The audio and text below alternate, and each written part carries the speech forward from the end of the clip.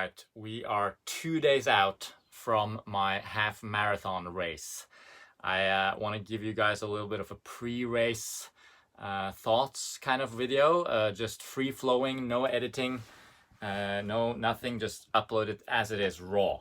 And so here goes. So it's been about 2 years since my last race, summer of 2019. Yeah, 2 years. And I'm really excited about hammering the pavement again in a half marathon. So the race is called Oslo Marathon, and I'm racing the half marathon distance on Saturday. Today is Thursday. So that's going to be fun. In my whole running career, if we can call it that, I've been racing a few times, but it's only been a few races out of those many races that I've done that have actually been proper build-ups, right? Where I've actually focused in on a race, build up to it, the build-up has gone well, and then executed a good race. A lot of the other races have just been spontaneous races or races that I haven't prioritized, etc. I ran one of the best races of my life back in 2018 when I was actually still pretty early in my running career. I had only trained for about a year really before that systematically, and I ran 1:33:38. That was in Oslo as well, the same race, but the route was very hilly.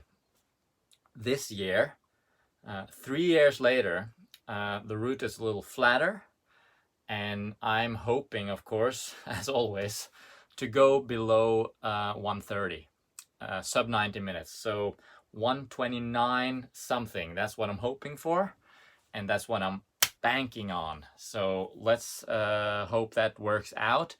If it doesn't, then, I'm gonna be at least halfway satisfied as long as I run a PB, which I'm almost certain that I will, barring anything, extraordinary happening. So that's 1:33. So sub 1:33 at least, and hoping to go sub 1:30. Now, I've had a rough couple of years over the last 2 years. I had a lot of issues with my health, some dizziness, weird, unexplained dizziness issues that, I had to take some time off from training. And when I came back in 2020, started to train again, I got injured, and then there was another injury, and then the final injury actually ended up affecting me for a full year. And it's finally, it's fine now. I feel good again now, injury-wise. And that's also because I was very smart. All the way from like the last year of training, I've been focusing on rehabilitation, building up my strength, building up my volume again, training progressively. And I've been very good at being patient. And so what I'm trying to say is that my training load, my volume right now is actually more or less the same as it was back in 2018. Okay, so I've been set back 3 years in a sense in my long-term progression or long-term project for building my training up. And so I'm back to where I was in 2018 in terms of volume. So does that mean that I'm going to perform at the same level as I did in 2018? In which case, with a flatter course, perhaps I'll be able to then do 1:31 or something if I'm at the same fitness. But I do hope and I do believe that even though my training has been going like this and I've had a period of less training over the last year, I'm still fitter than I was back in 2018 because I just have more years of semi-consistent running behind me. I've done a lot of cross training, some swimming, some aqua jogging, some cycling over the winter at least. Last winter. So I do believe that I'm fitter than I was then, and I think I have an actual good shot at going sub 90 this time. But going sub 90 or basically being at my peak ever fitness after a build-up that has been pretty short because I've been focusing on rehabilitation the whole year.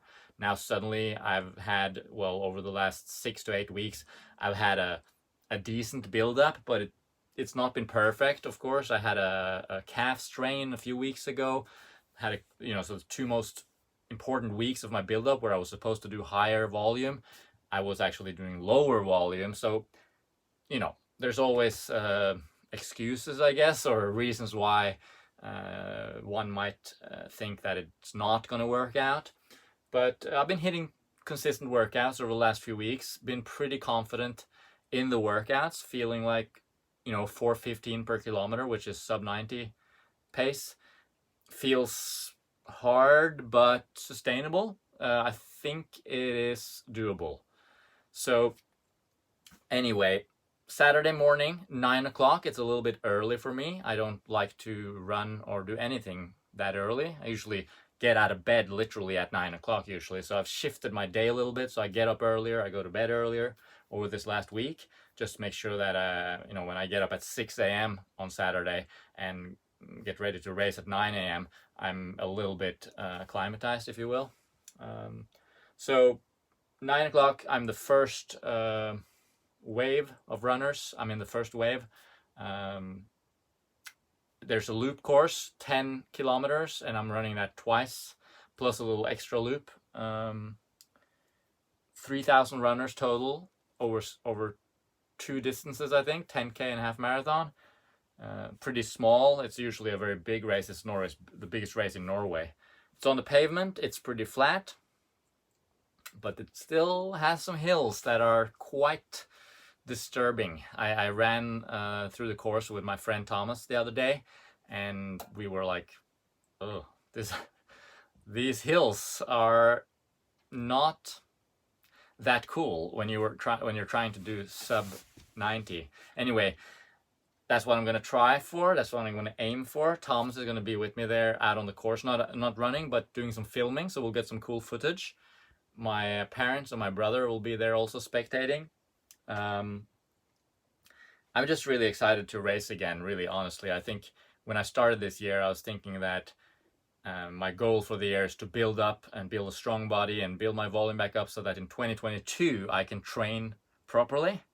And I'm still on that. That's still my main goal for the year. But I still had in the back of my mind that perhaps I'll do a race, perhaps the half marathon in Oslo in September, and that's what's happening now. So, but I gotta sort of reel my expectations in a little bit, because I don't want to get too excited trying to run a peak performance off a build up that's been fairly limited. But then again, I would lie if I said that I wouldn't be disappointed if I don't go sub 90. So let's just try the best we can. So there'll be a pacer and a group of people trying to run that same pace. Of course, it's a very popular barrier to cross, 1:30. So we'll all be running together. I have a friend of mine as well who's also running. We're pretty much the same fitness. He's maybe a little faster than me. He'll be in that group as well. So it'll be interesting. I've actually never tried to stick to a group before, so that'll be an interesting experience. Probably a positive one. They'll break the wind a little bit, and I'll have keep an eye on the pacer at all times to know that I'm on track in terms of the pace and all. So yeah, this is where I would usually cut and edit and think about what more there is to say. So let's just do it without cutting. Yeah, I mean, I could talk forever really, because I think about so many things, right? I have my nutrition plan, I have my pacing plan, I've looked at the course, I've analyzed the course a lot. All little details like the cups, are they going to be plastic or are they going to be cardboard? Can I fold them so I can drink out of them like that, or do I have to drink from them like that, which is very difficult when you're running fast to slow, you just end up putting water all over your face. So that'll be a challenge. There'll be challenges, but I'm going to work hard and try to overcome those challenges and just run a good race. That's just my goal, just run a good race. So you guys, haven't made that many videos lately. Just been super busy with so many other things. I would like to make more videos, but I just haven't had time, honestly. With my coaching and everything, I've had to prioritize the coaching. That's fine, but we will get back to regular videos at some point soon. And I have my ebook also coming out, hopefully very soon. But you will get another video from me fairly soon though, because I will be putting out that race vlog hopefully next week, and a post-race talk as well, where I discuss how it went, hopefully telling you guys how well I paced it and how I ran 1:29:39, let's say. All right, so that's it for today. Leave a comment if you have any thoughts or any ideas, or if you want to wish me good luck. Hopefully I'm not going to have to rely on luck, and I can just rely on, you know, hard work over a long period of time, and get that 1:29. All right, I appreciate having you with me. I appreciate you listening to me. You know, taking time out of your day to follow me here. You can of course follow me on Instagram as well. There's a link in the description, and on Strava, where I post all my training. So I've been more active on those two platforms lately. So do check those out if you want some of my content as of late. And in the meantime, I hope your running is going well. If you have any cool races coming up, please comment that below, and I wish you all the best in your training and your preparations, and ultimately on race day. I'm sure I forgot something important to say, but that's just how it is when you're going without editing. I just want to get this up right away and just upload it without spending any time on editing, because today and tomorrow I'm just chilling. I guess I should just quickly mention at the end what I've done over the last week. So tapered down my training, peaked out at like 70k per week a few weeks ago. I've done a few weeks of 70k, and then last week was 60. And then, so this week is a steep taper. Just did a tune-up workout on Tuesday. Short, easy run yesterday. Today is no running, just a rest day on Thursday. And then tomorrow, Friday, I'll do a very short, like a 3-kilometer run, just like a shakeout run. And then Saturday, that's when it's all going down. Afterwards, I'll take a few days off completely from training to recover. Yep, that is it. Thanks for watching. Have an awesome day, and I'll see you around.